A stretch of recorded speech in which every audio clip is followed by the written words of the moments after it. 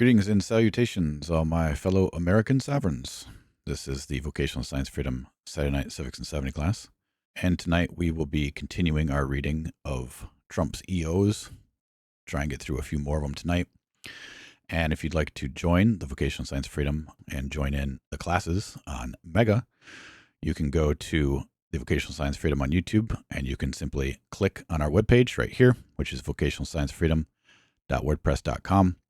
And you can download our welcome package and get your communication set up with us and come and join us on our Revolt server and join in live with our classes on Mega.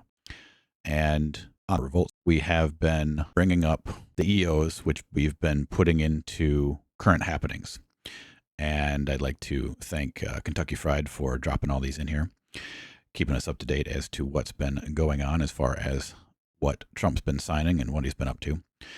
I think the last one we left off on was the America trade policy first. So we'll get started here with the memorandum to resolve the backlog of security clearances. And then we'll get into the emergency one after that. So as far as just doing a little tiny bit of housekeeping here, we had a Wednesday night open roundtable just last week. We're going to start up the Wednesday night roundtables again, but they're only going to be for people who have been vetted and are part of the Vocational Science Freedom on the Revolt server. And again, the way you do that is just download the welcome package, fill it out, and get it back to us at vsof.protonmail.com. And the Wednesday night roundtables will be able for anyone to download, but I'm not going to upload them onto the platforms. They'll be in a separate folder on the VSOF Revolt server, and I will save them to Mega. I'll date them. I'll say what the folders are, what we covered, what we talked about. And if there's any important information, I will also add it into the Mega folder as always, as far as documents or anything else that we took a look at or wanted to keep for posterity regarding what we talked about. But I will upload that class and then show everybody where it is on the Revolt server, probably sometime early on Monday. But the Wednesday night roundtables are going to be open-ended, meaning I'm going to start at the same time at 8 o'clock Eastern Standard Time, but I'm not going to set any particular time when to quit. I'll just hang out as long as anybody wants to talk, and you can come in, get all your questions answered. You can bring up any subject you want to. You're welcome to even teach a class, which is kind of what we did this last Wednesday. And I'd like to give a shout out to Cryptic Contractor and thank him for not only sending me a crypto wallet, but also teaching me how to set it up, which is kind of what we did on Wednesday night. And so now that the Vocational Science Freedom can now accept Bitcoin and Ethereum for donations for blockchain crypto. And I'm going to rewatch Wednesday's open roundtable so I can learn a little bit more about what he was talking about, because he went through it very quickly and he's very learned in that particular subject. And I just want to thank him again for having us work together and set that up. So, okay, on to the next EO. So this one is Memorandum to Resolve the Backlog of Security Clearances for Executive Office of the President Personnel. Subject, Memorandum to Resolve the Backlog of Security Clearances for Executive Offices of the President Personnel. The Executive Office of the President requires qualified and trusted personnel to execute its mandate on behalf of the American people. There is a backlog created by the Biden administration in the processing of security clearances of individuals hired to work in the Executive Office of the President.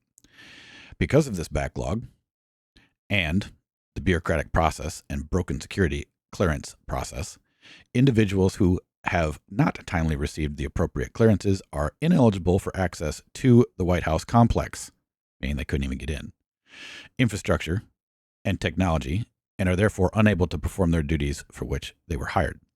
This is unacceptable. Therefore, the authority vested in me as the President by the Constitution and the laws of the United States of America, I hereby order, 1, the White House Counsel to provide the White House Security Officer and Acting Chief Security Officer with a list of personnel that are hereby immediately granted interim, top secret, sensitive, compartmented information, TS-SCI, security clearances for a period not to exceed 6 months, and 2, that these individuals shall be immediately granted access to the facilities and technology necessary to perform the duties of the office to which they had been hired. 3. The White House counsel, as my designee, may supplement this list as necessary. 4. The White House counsel, as my designee, shall have the authority to revoke the interim clearance of any individual as necessary.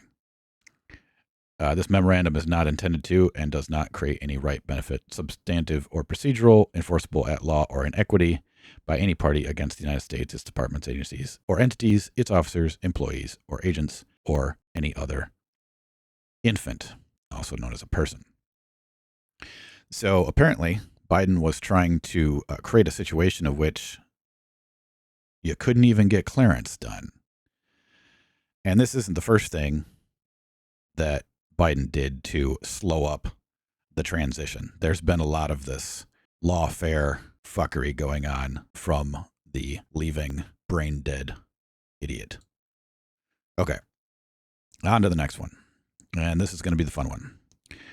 Declaring a national emergency at the southern border of the United States.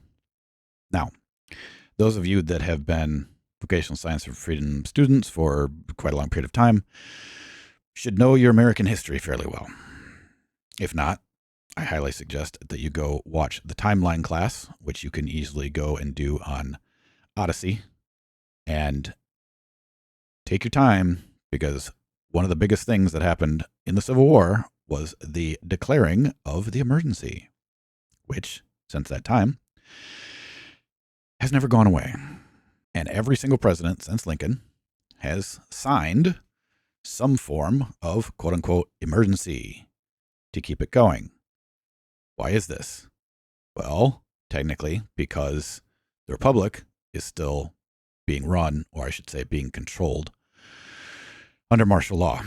And that's the aspect of the Lieber Code and all of the emergencies that happened therewith, and the Reconstruction Acts, which I won't get into.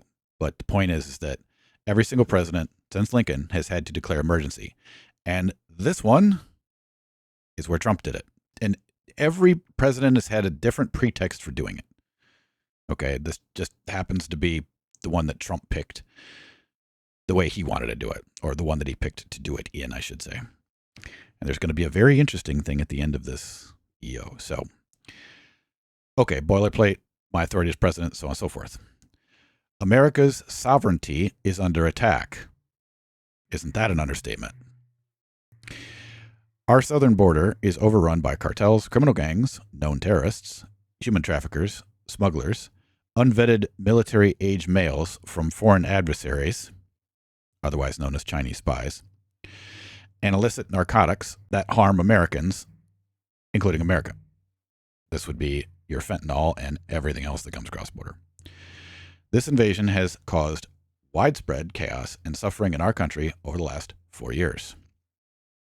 It has led to the horrific and inexcusable murders of many innocent American citizens, including women and children, at the hands of illegal aliens. Foreign criminal gangs and cartels have begun seizing control of parts of cities, attacking our most vulnerable citizens and terrorizing Americans beyond the control of local law enforcement. Well, what's another way to take care of that problem? That's called your local militia. And if you don't have one, form one. You can simply form one with your neighbor, because a militia is at least two. Okay? It's something everybody should do anyway. Get to know your neighbors. Get to know your area. You guys can go on patrols if you want. You guys can even do musters if you want. Train with each other. Learn how to use your weapons.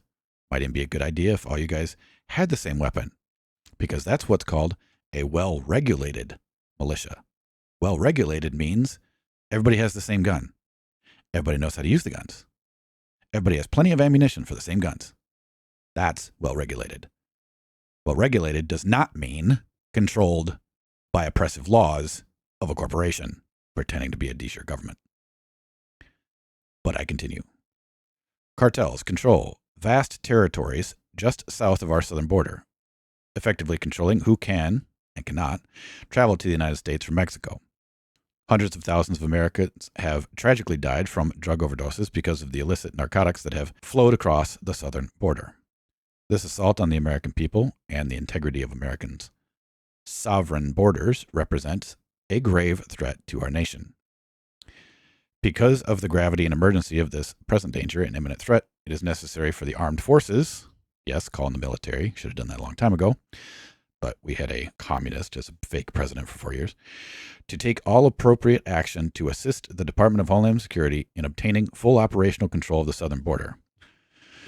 In other words, lock it down. To protect the security and safety of United States citizens, notice that, lowercase s citizen. That's the sheep, by the way. That's 14th Amendment infants, because infants need protecting. Sovereign people have their own weapons and can protect themselves. But to continue, to protect each of the states against invasion and to uphold my duty to take care that the law be faithfully executed, it is my responsibility as president to ensure that the illegal entry of aliens into the United States via the southern border be immediately and entirely stopped. No argument here. As Commander-in-Chief, I have no more solemn duty than to protect the American people. Thank you. That's right. As far as the military is concerned, during invasion. Yes, that is something you should be doing. Now, therefore, I, Donald Trump, President of the United States of America, by the authority vested in me by the Constitution and laws of the United States of America, including sections 201 and 301 of the National Emergencies Act, Title 50, United States Code 1601, hereby declare that a national emergency exists at the southern border of the United States, and that Section 12302 of Title 10, United States Code, is invoked and made available according to its terms to the secretaries of the military departments concerned, subject to the direction of the Secretary of Defense, to provide additional authority to the Department of Defense to support the federal government's response to the emergency at the southern border. I hereby declare that this emergency requires use of the armed forces, and, in accordance with Section 301 of the National Emergencies Act, such and so forth, that the construction authority provided in Section 2808 of Title 10, United States Code, is invoked and made available according to its terms to the Secretary of Defense and, at the discretion of the Secretary of Defense, to the Secretaries of the military departments. I hereby direct as follows. Section 1. Deployment of personnel and resources. Secretary of Defense or the Secretary of each relevant military department, as appropriate and consistent with applicable law, shall order as many units or members of the armed forces, including the Ready Reserve and the National Guard, as the Secretary of Defense determines, to be appropriate to support the activities of the Secretary of Homeland Security in obtaining complete operational control of the southern border of the United States. This little part here, I hope to God, includes Tier 1 units that will simply execute the fucking cartel. But I don't think they're going to cross the border to do that. There was a time during Texas Ranger time back in the Wild West when they did do that. But I don't think Trump's going to go to war with Mexico. Even though technically I think Mexico should become an American state in a certain sense, but almost more like a conclave, I would say, because it is clearly a failed state with a Khazarian mob president that got there by murdering, I think it was 30 of her opponents to become the president of Mexico right now. And she's all goody-goody in with the cartel. Well, that's a failed state, folks. That's just a drug empire is all it is. That's what Mexico's turned into. Not like it hasn't been that way for a long time, but it seems to be progressively getting worse from the standpoint of the government now just being a part of it. Like the cartels are literally now more powerful than the government itself as far as military is concerned. And once you get to that point, well, the baton of power kind of gets passed whether you want it to or not. It's just de facto passed. And this current lump of a president in Mexico is definitely just a cartel pawn. That's all she is. But anyway, to continue. The Secretary of Defense shall further take all appropriate action to facilitate the operational needs of the Secretary of Homeland Security along the southern border, including through the provision of appropriate detention space, transportation, including aircraft, and other logistic services in support of civilian-controlled law enforcement operations. Section 2, additional physical barriers. That means put up the wall.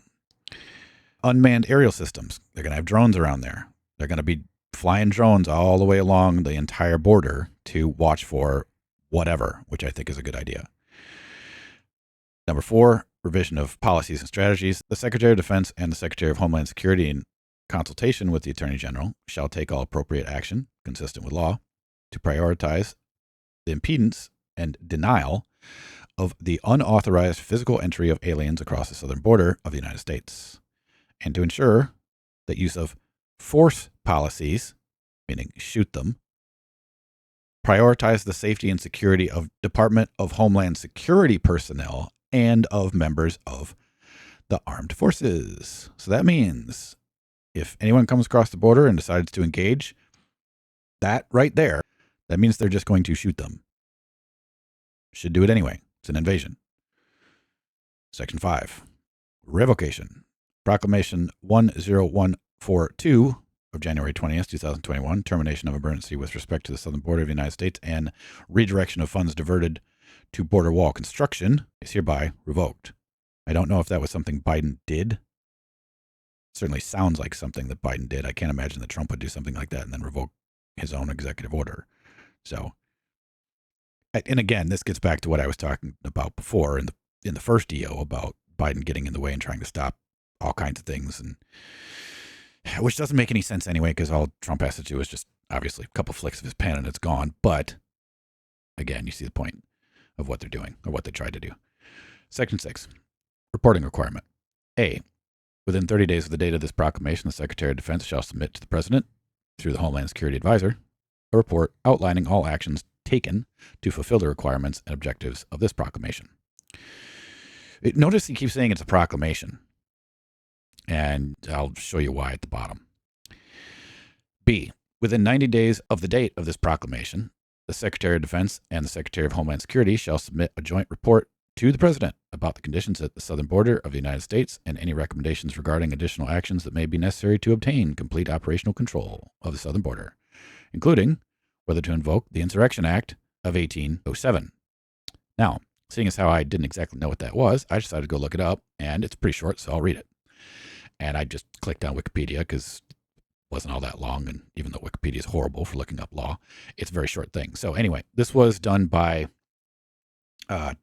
Jefferson. So an act authorizing the employment of the land and naval forces of the United States in cases of insurrections, be it enacted by the Senate and House of Representatives of the United States of America in Congress assembled, that in all cases of insurrection or obstruction to the laws, either of the United States or of any individual state or territory, where it is lawful for the President of the United States to call forth the militia, for the purpose of suppressing such insurrection, or of causing the laws to be duly executed. Now remember what duly means, people. Duly executed. The word duly in law means both common law and statute. Means it's applicable in both jurisdictions.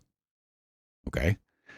It shall be lawful for him, meaning by the common law, for him to employ for the same purposes such part of the land or naval forces of the United States as shall be judged necessary, having first observed all the prerequisites of the law in that respect. So, if Trump were to initiate this, literally the militia would be called forth and would have the capacity to be called forth. So that's every single armed man capable of bearing arms, basically everybody above 18 to, maybe 50 or older if they wanted to be able to say that they were able to do it. Well, as an interesting statistic, there are more arms in the hands of Americans of proper militia fighting age than all of the rest of the world's militaries combined. So, yeah, if they decided to say that,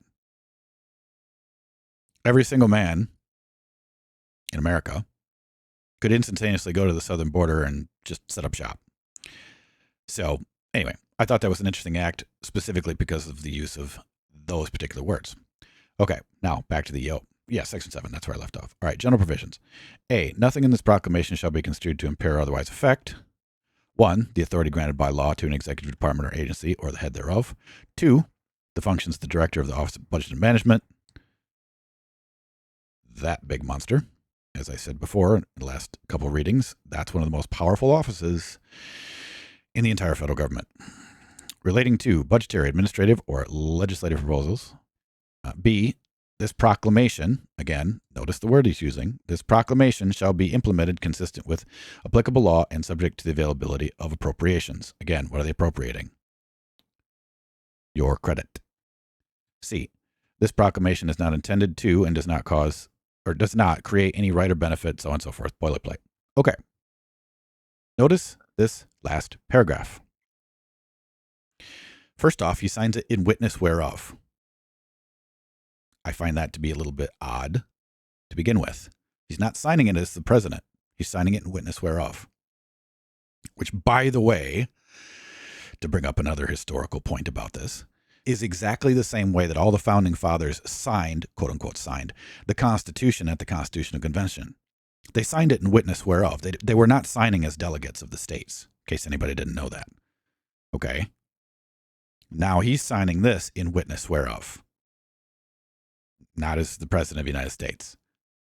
But anyway, and certainly not as the President of the United States of America, which would be the proper office of the Republic. But now I have, that's what it says, I have, hereunto, set my hand.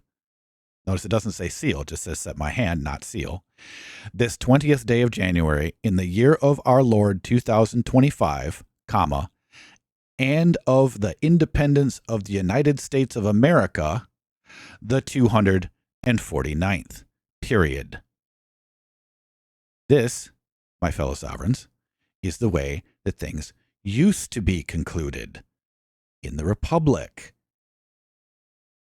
Whether it had been a proclamation, whether it had been a declaration, whether it had been a law being put in.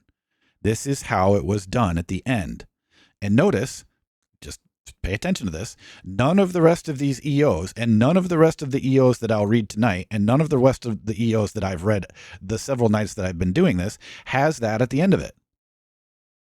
Why? It's because this, my fellow sovereigns, is a proclamation. It's the continued proclamation of what? The declaring of an emergency. So why did that have to go at the bottom? Because it's continuing the emergency of the Republic. Okay? Get it? Good. Should know your history. Next one. This is a fun one too. Holding former government officials accountable for election interference and improper disclosure of sensitive governmental information by the authority vested, so on and so forth. Section 1. Purpose. In the closing weeks of the 2020 presidential campaign, at least 51 former intelligence officials coordinated with the Biden campaign to issue a letter discrediting the reporting that President Joseph R. Biden's son had abandoned his laptop at a computer repair business, which we all know happened because plenty of people had quite a bit of a portion of that laptop, which got spread across 4chan and a few other places. But anyway, signatories of the letter falsely suggested that the news story was part of a Russian disinformation campaign, which was that whole debacle and stupidity. Before being issued, the letter was sent to the CIA Publication Classification Review Board, the body typically assigned to formally evaluate the sensitive nature of documents prior to publication. Senior CIA officials were made aware of the contents of the letter, and multiple signatories held clearances at the time and maintained ongoing contractual relationships with the CIA, also known as DOPE Incorporated. Federal policymakers must be able to rely on analysis conducted by the intelligence community. Yeah, I wouldn't rely on anything they ever do, but anyway. And be confident that it is accurate. Also, good luck with that. Crafted with professionalism by attorney and free from politically motivated engineering to affect political outcomes in the United States. What? That is the only fucking reason that the FBI and the CIA exist. is to motivate and engineer and affect political outcomes in the United States. That's it. Can't tell you how many CIA directors have said quotes like, once everything that the Americans believe is false, we shall have, I think, won our war or something. Because it's an information war. I mean, not to quote Alex, but it is an info war. He's right. People just don't realize the gravitas of it and where the CIA even came from. It's a spawn of MI6. It's just the British keeping their boots on our necks still. But anyway, I digress. All right, continue. The signatories willfully weaponized the gravitas of the intelligence community to manipulate the political process and undermine our democratic institutions. This fabrication of the impromptu of the intelligence community to suppress information essential to the American people during a presidential election is an egregious breach of trust, reminiscent of a third world country. No, it's just pretty much business as usual as far as the CIA is concerned. And now the faith of the Americans in all other patriotic intelligence professionals who are sworn to protect the nation has been imperiled. National security. Okay, I would change this sentence to the CIA just tried to implement a coup. That's how I would have written that. But anyway, national security is also damaged by the publication of classified information. True. Former National Security Advisor John R. Bolton published a memoir for monetary gain after he was terminated from his White House position in 2019. The book was rife with sensitive information drawn from his time in government. The memoir's reckless treatment of sensitive information undermined the ability of future presidents to request and obtain candid advice on matters of national security from their staff. True. Bolton should be hung for treason. To continue. Publication also created a grave risk that classified material was publicly exposed. To remedy these abuses of the public trust, this order directs the revocation of any active or current security clearances held by the former intelligence officials who engaged in misleading and inappropriate political coordination with the 2020 Biden presidential campaign, and John Bolton. Section 2, Policy. It is the policy of the United States to ensure that the intelligence community be not engaged in partisan politics or otherwise used by a U.S. political campaign for electioneering purposes. The term intelligence community has the meaning given in the term Section 3003 of Title 50 of the United States Code. It would be interesting to look that up, but I don't want to stem off and do that. Maybe if somebody could throw that in chat, I could maybe take a look at it. B, it is the policy of the United States that individuals who hold government-issued security clearances should not use their clearances status to influence U.S. elections. True. C, it is the policy of the United States that classified information not be publicly disclosed in memoirs, especially those published for personal monetary gain. Also true. And there's a whole bunch of other public law that I don't get into that Bolton violated with that, but anyway. Section 3, Implementation.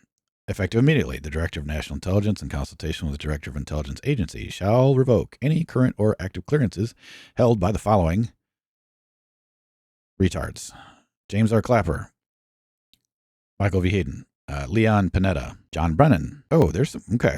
These are the usual suspects here. C. Thomas Finger, Richard H. Ledgett Jr., Johnny McCullen, Michael Mole, Michael Vickers, Douglas Weiss, Nicholas Rasmussen. I'm trying to remember these names if there's any that like pop up that is like are really blatantly obvious to me. I don't know most of these. Some of them I do though. Okay, Russell Andrews. Okay, so on and so forth. See if there's anybody else in here that. David Buckley, that one I recognize. Paul Kobe. So anyway, this is a pretty big laundry list. Like I said, I'm not going to read all these. Just I'm trying to look for Nick Shapiro. Is that in any relation to the other Shapiro? Okay, Kristen Wood, and then ends with John Bolton. Okay. 2 signatories, Patty Patricia Brandmeier and Brett Davis, are deceased.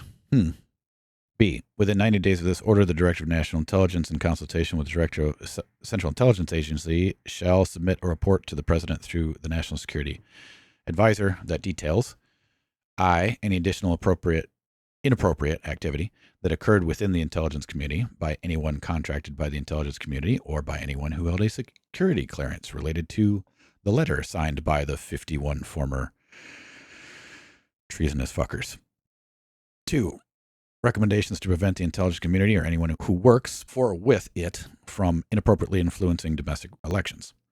3. Any disciplinary action, including the termination of security clearances, that should be taken against anyone who engaged in inappropriate conduct related to the treasonous idiots. Section 4. General provisions. Nothing in this order shall be construed. Okay, this is the boilerplate stuff. So on and so forth. All right. Okay. Thank you, Aloha. Let's see if we can read this real quick or how big it is. Oh, okay. The term intelligence community. Okay. Includes the following: the Office of Director of National Intelligence, the Central Intelligence Agency, the National Security Agency, the Defense Intelligence Agency, the National Geospatial Intelligence Agency, the National Reconnaissance Office, other offices within the Department of Defense for the collection of specialized national intelligence through reconnaissance programs, the intelligence elements of the Army, Navy, Air Force, the Marine Corps, the Space Force, the Coast Guard, Federal Bureau of Investigation, the Drug Enforcement Administration, and the Department of Energy. I didn't even know the Department of Energy had an intelligence element, but okay. Next one, the Bureau of Intelligence and Research of the Department of State, the Office of Intelligence and Analysis of the Department of the Treasury, the Office of Intelligence and Analysis of the Department of Homeland Security, and L, which is such other elements of any department or agency as may be designated by the President or designated jointly by the Director of National Intelligence and the head of the department or agency concerned as an element of the intelligence community. Okay, that is a pretty big laundry list indeed. And thank you, Aloha, for putting that up. Okay, so now we know what he's talking about here as far as everything in that. So that is the policy to ensure the intelligence community, all those people, right, has not been engaged in partisan politics or otherwise used by a U.S. political campaign for election engineering purposes. Got it. All right. Next one is the restoring accountability to policy influencing positions within the federal workforce by the authority vested, so on and so forth. Section 1, purpose. Article 2 of the United States Constitution, that should read Article 2 of the Constitution for the United States of America, but anyway, vests the President with the sole and exclusive authority over the executive branch, including the authority to manage the federal workforce to ensure effective execution of federal law. A critical aspect of this executive function is the responsibility to maintain professionalism and accountability within the civil service. This accountability is sorely lacking today. Yeah.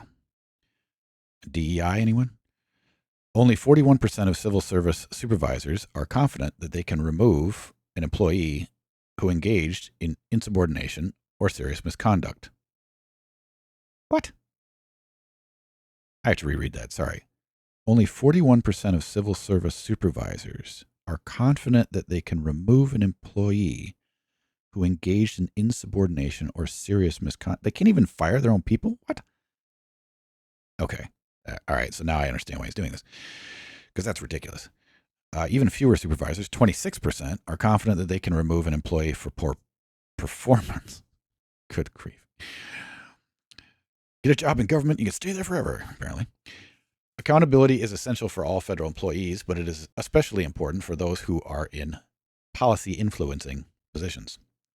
These personnel are entrusted to shape and implement actions that have a significant impact on, I should say, all United States citizens, because most of that public policy doesn't have anything or have any impact on me. Any power that they have is delegated by the President, and they must be accountable to the President, who is the only member of the executive branch other than the Vice President elected and directly accountable to the American people. In recent years, however, and think about that for a second, that always, every time I think about that, that actually kind of shocks me. Literally that sentence. And then everybody else in the executive branch all gets appointed. All every 4 years or every 8. Oh, man. The size of the administrative state. It just blows my mind sometimes. But anyway. Which, by the way, for historical reference, all got up and running and turned the engine over and got cranking in 1933, which is when the huge administrative office building that sits next to the White House, for any of you who haven't been to D.C., that's when that monstrosity was built. It was in 33. to administer the estates of abandoned infants. But I digress. To continue. In recent years, however, there have been numerous and well-documented cases of career federal employees resisting and undermining the policies and directives of their executive leadership. Senior executive service, anyone? Principles of good administration, therefore, necessitate action to restore accountability to the career civil service, beginning with positions of a confidential, policy determining, policy making, or policy advocating character. Section 2. Reinstatement of prior administration policy, Executive Order 13957 of October 21st, 2020, creating Schedule F in the accepted service, is hereby immediately reinstated with full force and effect, subject to the amendments described in Section 3 of this order, provided that the date of this order shall be treated as the date of the Executive Order 13957. Section 3. Amendments to prior administration policy, Executive Order such and such is amended as follows. Replace the letter F throughout when used to designate an accepted service schedule with the words policy career. I don't know if that's a troll or what that's about. Anyway. B, in Section 1. 1, remove the text between the words make necessary in the 11th paragraph. Okay, so this is a bunch of stuff regarding the alteration of the previous order. I don't even think we need to read all this because we're not going to know what this is unless we literally set them side by side. So, okay. So, all right, I'm just going to skip down to 4 here. Section 4. Confirming regulatory changes. The Director of the Office of Personnel Management, Director, shall promptly amend the Civil Service Regulations to rescind all changes made by the final rule of April 9th, 2024, upholding civil service protections and merit system principles. That's got to be that sounds definitely like DEI. Upholding civil service protections and merit system principles. Merit system? What do we mean, kindergarten? Anyway. That impede the purpose of or would otherwise affect the implementation of Executive Order 13957 until such rescissions are effectuated, including the resolution of any judicial review. 5 CFR Part 302, subpart such and such and such and such, shall be held inoperative and without effect. Section 5. Additional positions for consideration. Within 30 days of the date of this order, the Director shall, after consultation with the Executive Office of the President, issue guidance about additional categories of positions that executive departments and agencies should consider recommending for schedule, policy, career. Section 6, revocation. Executive Order 14003 of January 22, 2021, protecting the federal workforce is hereby revoked. That also sounds like DEI. And any rules, regulations, guidance, or other agency policies effectuated under Executive Order 14003 shall not be enforced. The heads of each executive department and agency shall review and identify existing agency actions relating to or arising under sections, so forth and so forth, of said executive order, and as soon as practicable, suspend, revise, or rescind such actions identified in the review. Section 7, general provisions. Nothing in this order shall, boilerplate, la. Okay. All right, so that sounds more or less like we're going to axe DEI and allow those that are in positions of government that have underlings under them to be able to fire them, which I think is probably a good idea.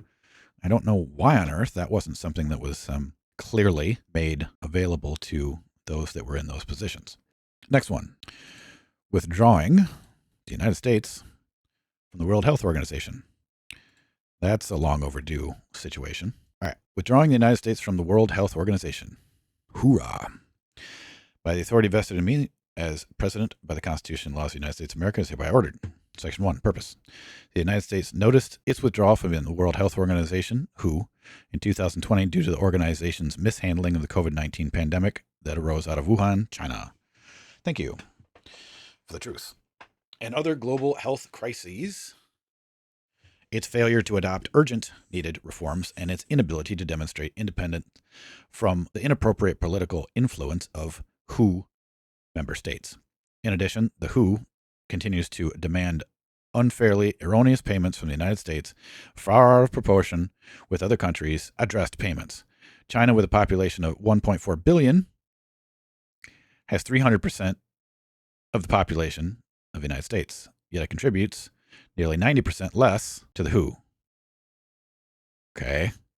Why is that? Because the United Nations is the New World Order implemented.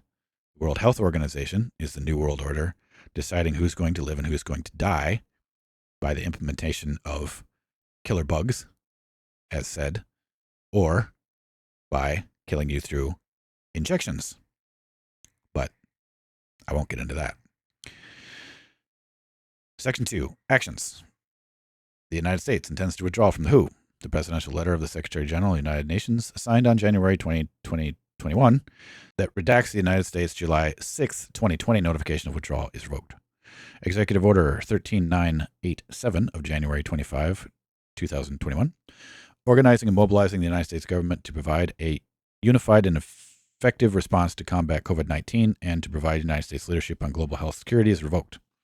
I think that was the one that he did, if I recall, Trump himself. But I could be wrong. C, the assistant to the president of National Security Affairs shall establish directorates and coordinating mechanisms within the National Security Council apparatus as he deems necessary and appropriate to safeguard public health and fortify biosecurity. Right, like maybe let's stop sending money to all these labs in different countries, because basically all of this bioweapon bullshit had been being run by the military until the military said, we're not doing this and we're not going to allow it on our bases, of which Fauci and the rest of his ilk decided to scramble up money and then place these things into other countries, China being one place, and obviously Ukraine being another one, because that was the first thing that Putin took out. He bombed all of the biolabs in Ukraine. And, of course, the dark occultist controlled media said, oh, Putin destroyed all of the military airports. No, well, if you look at a map and superimpose that map with where all the labs were, that's what he blew up. So this whole entire biowar and the entire World Health Organization and everything that goes along with all of this is totally 100% an aspect of the New World Order trying to control the world. And I'm glad that the United States Federal Corporation, by and through Trump, has decided to tell them to fuck off, as they should. And I would prefer that we tell the UN itself to do the same, and that the United States Federal Corporation simply buys the UN building and then turns it into something else other than what it is. And of course, if anybody doesn't know, the Rockefellers were the ones that donated they donated the land that the building sits on. I'm not exactly sure that they donated the building, but they're definitely front and center of those that are trying to take over, destroy, and end America. Soros obviously being one of them as well. And just as a side note, since I'm on a rant about the New World Order, I will say something that recently Elon Musk talked about on just this last time he was on Joe Rogan. And he was talking about how Soros figured out how to basically rig the system, how to like graft the system, if you will. I think he said hack it. And what Soros did, or what he was really, really a master at, was being able to set up all of these quote unquote non-governmental agencies, non-governmental organizations, right? NGOs. And he would put them under the auspice of being a non-for-profit. But then the non-for-profit would get all this money from the United States government because they'd say, oh, we're going to go do this, or oh, we're going to go do that to help this or help that. When every single NGO that he was creating, all of the money was being funneled back to destroy America in one way or another. That's what Soros has been doing for, I don't know, several decades, if not more. And so when Doge cut off the vast majority of that money that was going through USAID, which is U.S. Institute of National Development. No, wait, USAID. It looks like it says USAID, but it's not. Yeah, I think it's American International Development. I don't know what the A stands for, but anyway, he was using that money to like build roads in Central America, so that particularly through that particular very, very dangerous gap. I believe it's called the Darien Gap. Down by Panama, where there's like no roads, it's just all jungle. And that's what Soros was doing, was to quickly, faster and faster, get as many people as they possibly could across the border. Okay, why does the New World Order and the dark occultists want to do that? Okay, it gives them a permanent changeover of the swing states, because all of these invasion forces, they all vote Democratic. Okay, that then alters, it would not only have altered had the drunken retard gotten in, altered the aspect of the Supreme Court, it would have also given them more delegates to actually be jerry-rigged and stuck into the government itself. But they wanted to create a permanent Democratic stronghold in America by bringing these millions and millions and millions and millions and millions of people in. And how did they get them here? They got them here through the promise of what even we, the American people, do not get, which is things like free health care.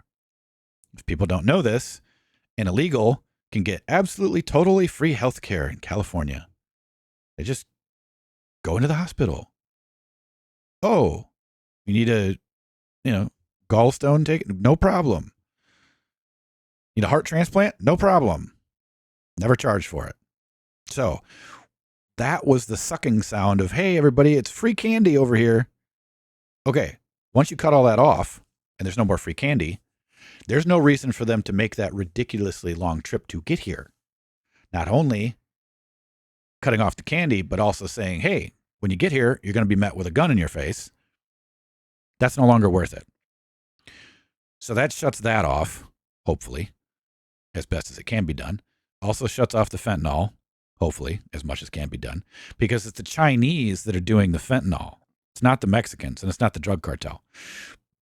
The drug cartel is not that stupid, because drug cartels don't kill their fucking customers. And who has the money to be able to do that? To pay Mexican drug cartels to kill their own customers. Who has that kind of money? Well, I can think of a couple princes in the Middle East, but that's not their style. It is only the Chinese. That's who's doing it. And who actually and totally runs and controls the Chinese? Obviously, we know that question. The dark occultists.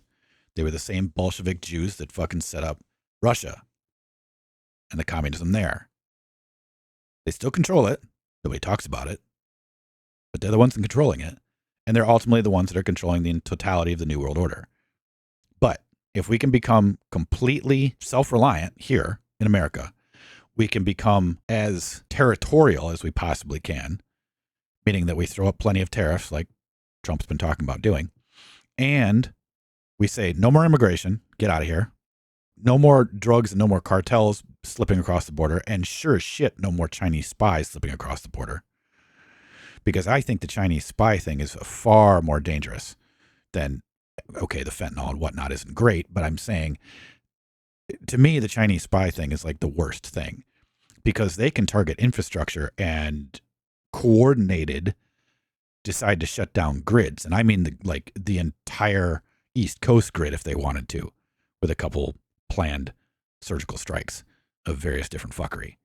Wouldn't be that hard to do, honestly. And to me, that's like one of the most dangerous things you have to get rid of first and foremost. So I'm glad the border is being done. I'm glad there's military down there. If Trump, takes it to the next card and decides to call it the militia, I don't know. I might decide to go for a drive. But anyway, I'm glad all that's being done. But this part of it, getting back to reading this particular one, the part about how they're killing us through saying, oh, we're going to create a virus and then we're going to force you by mandate to take something that will kill you anyway, because the virus didn't. Well, that's again an aspect of genocide.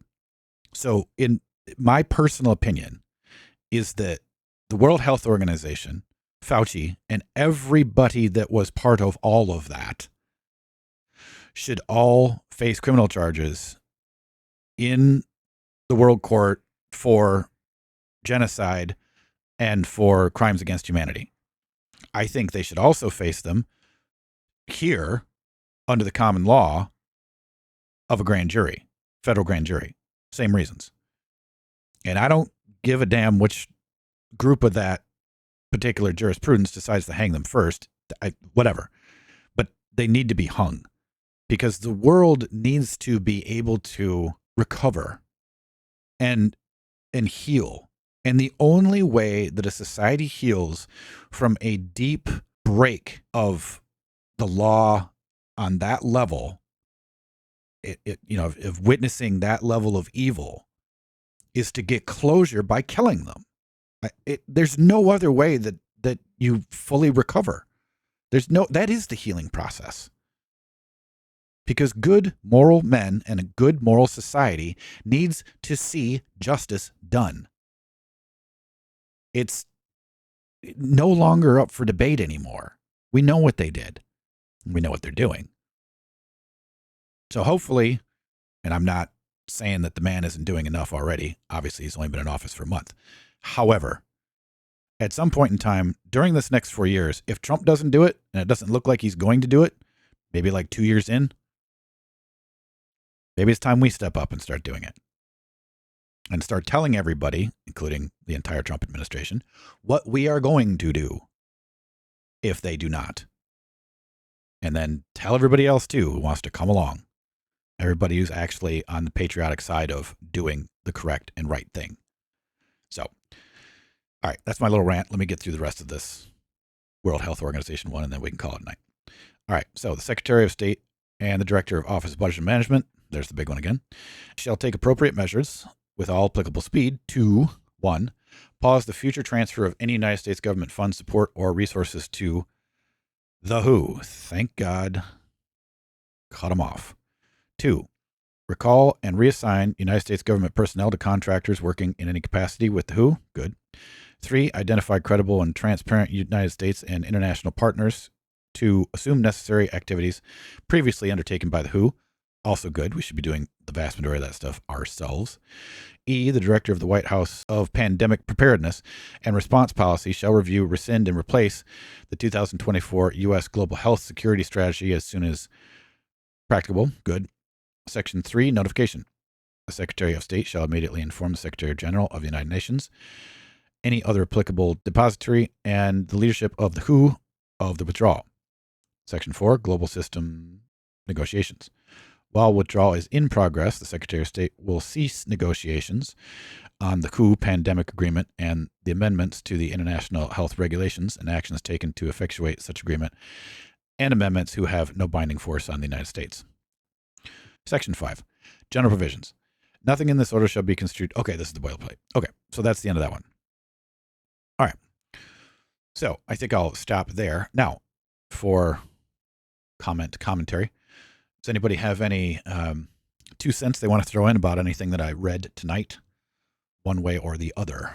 Chat in Rumble. Sorry, guys, on Rumble. I didn't have it up tonight, but CRQ says that's where the cartels gets most of their deals, their arms deals from. Yeah, I fully agree. Yeah, go ahead. I mean, I think I don't think I have anything muted, so go ahead, Laha. Mike should be open. Can you hear me? Yep, you're good. Okay, I was just going to comment. I forget the name of the executive order. Something about the emergency for the southern border. Yeah. And you mentioned, and I have not done the timelines class yet. I'm still working through the series before that. But what's the connection that he continued to? Well, first of all, I'm stoked that he's using the word sovereignty, right, and calling out people. That's good news, and also that he's referring back to old laws that were before. The changeover, right? I don't know what year that was. The Insurrection Act came out, but 1807, I believe. 1807. So yeah, that's before the 1862, or 1871 Organic Act. So we're still in the de jure at that point. So I'm stoked on that. Yes, which is why this particular emergency, which is why they have to write the emergency the way they do, and why they have to put this interesting little boilerplate thing at the bottom of it, which again you don't see on the rest of them. Right. That's super interesting. And why they mention sovereignty, American sovereignty in this one, because again, this is a different animal. The declaring of the national emergency is it is an EO, but it is a different animal. That's why it looks different and it has a little bit different language in there. So I feel like, I mean, not to get too much into conspiracy theory or whatever, but I feel like, if Trump is really working for the good of the people, which it's looking more and more the more we examine this stuff that he is, I think to the extent that he can, I think he is. Yeah, he's running cover in a way though. Like he can't just come out and be like, it's like he has to shroud it and all these other ones, and then he slips slips little Mickey in there. Well, they all do, and they all have to, because if you didn't, the very problem.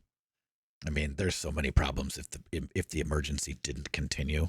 I mean, okay, that was my question. I can't even like begin to get into the amount of things that would stop if they stopped the emergency.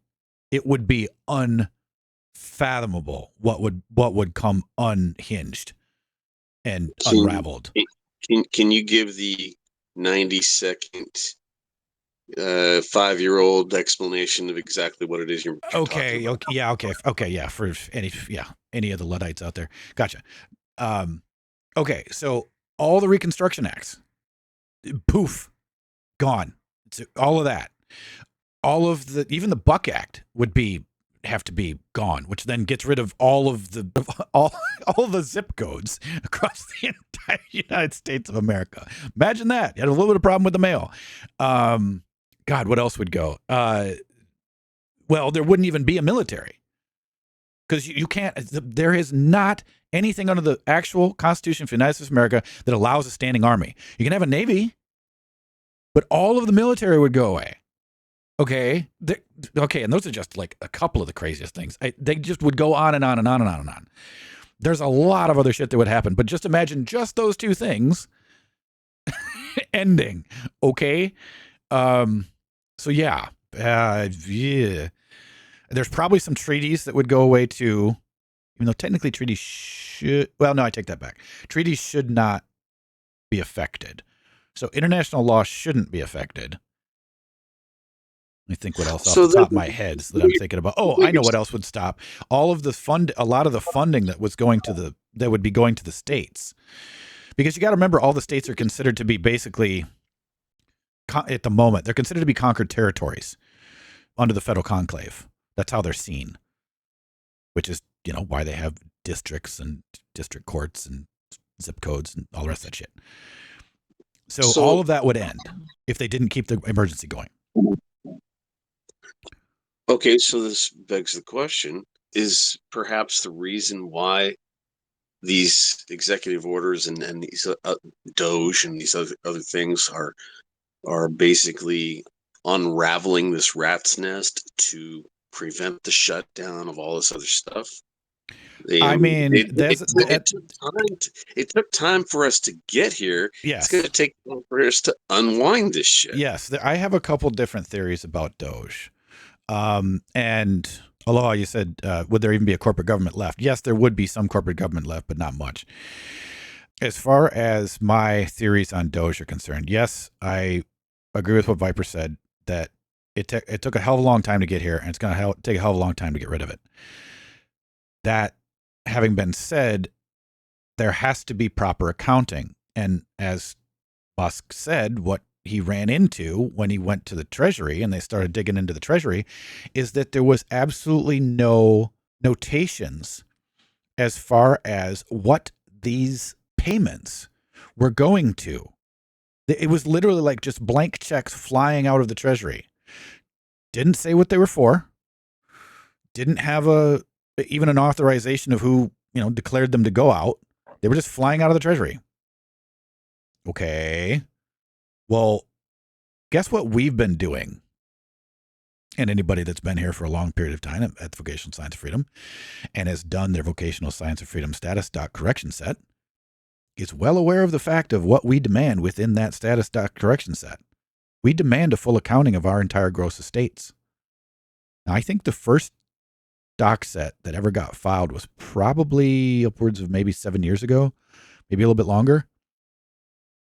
And Tammy always had this thing where she said 7 years is a long time to wait. And I never quite found the place in law where she was referring to, but she was definitely referring to the aspect of requiring that the estate be returned. I don't know why it was 7 years. I don't even know what she was exactly meaning by that. I know it takes 5, the minimum is 5 years for the presumption of death to kick in. Now, it shouldn't take 5 years to reverse the presumption of death. I don't think that's what she meant, and that's not what I'm trying to get at. But there was something about 7 years that she said 7 years is a long time to wait to get it back. Well, guess what? The stuff that we were doing back then, or what I was doing with her back then, would not have triggered what Doge is doing now, but what I did regarding the vocational science of freedom status doc set would trigger it. It would trigger exactly what Doge is doing, because we are demanding, as the sovereign people who have come of full age, who have been found to be living, who are competent to handle our own affairs, and who have claimed our entire gross estate and appointed ourselves as executor under the common law, have demanded a full and complete accounting of our entire gross estate. Okay, now what does that mean?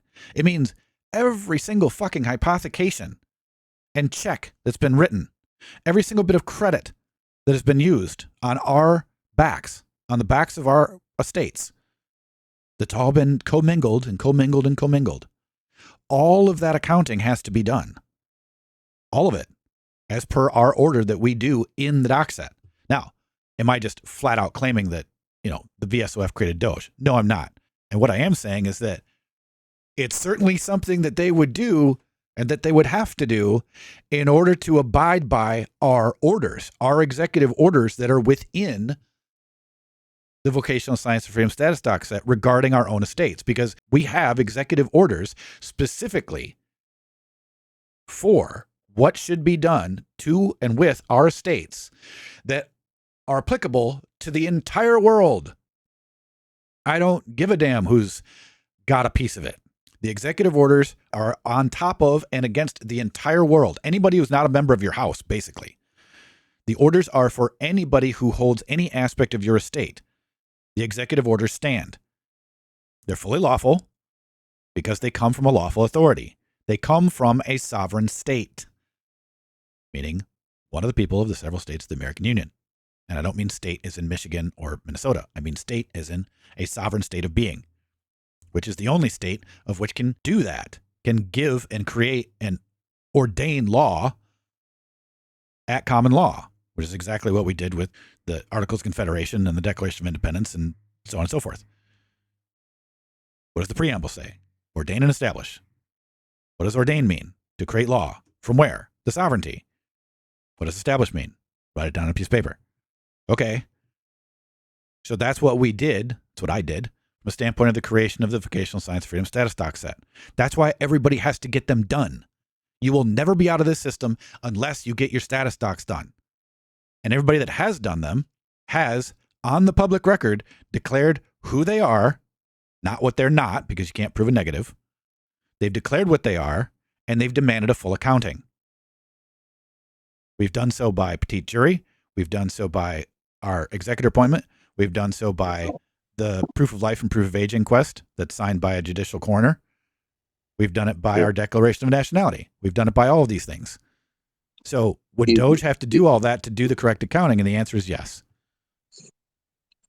Is the accounting at the IRS, or is it the Treasury, or is it the DTCC? The accounting is everywhere. The accounting is everywhere. It's every single dollar that went out. It's some of it is in USAID. Some of it's at the IRS in your master file. Some of it's at Fidelity. Some of it's at the DCCC. Some of it's in the Treasury. Some of it's sitting at the Department of Defense. And the rest of it's sitting in all the rest of the E4s. If you don't know what E4 means, I'll be more specific. The aspect of the Department of Energy, the Department of National Security, the Department of Homeland Security, the Department of Education, the Department of Science and whatever the hell it is. All of those get a piece of your ass. All of them. So they all have to have the accounting done on them. Because yes, in order to fully get back to the Republic, all that has to get finalized. All of it has to be revealed. And literally, what is an apocalypse? An apocalypse is a revealing, folks. So we are living, yes, through the apocalypse. It's not the way that you think about it. And what does it say in the Bible at the end of the apocalypse? The street shall runneth with gold. Well, what do you think's coming? Because the accounting has to be done. So, with that, again, I'd like to remind everyone that they can join the Vocational Science Freedom quite easily and our Volt server. You just simply go to the VSOF on YouTube or any other place that we are on, which is also on Rumble. And you can find us in the About section on Rumble. You just click on the VSOF, go to About. And you can also click on any of the show notes, which should also have the VSOF welcome package in it. Just click there, go to the welcome package, download it, fill it out, and email it to me. And get yourself set up on Revolt and get yourself set up with a free Mega account because it's free. That's why we run all of our classes on Mega, because Mega is encrypted. And so is your Proton email, which is why we always have everybody set up a Proton email so you can talk to us. So it stays encrypted. Because I don't send out any emails to Google or to Apple or to any other email, unless, of course, it is another encrypted email. That's fine. If you have something like Malfence, no problem. But otherwise, get yourself a free email at Proton so you can talk to us back and forth. So I'd like to thank all of you for coming. I'd like to thank all of you for showing up and for your questions and comments. This has been the Vocational Science Freedom Saturday Night Civics and 70 class, where we have been covering Trump's EOs. And we will have a Wednesday night roundtable for VSOF members, and that'll happen at 8 o'clock on Wednesday night, Eastern Standard Time. So until that time, hope all of you have a wonderful rest of your weekend, as always. And stay safe and stay sovereign.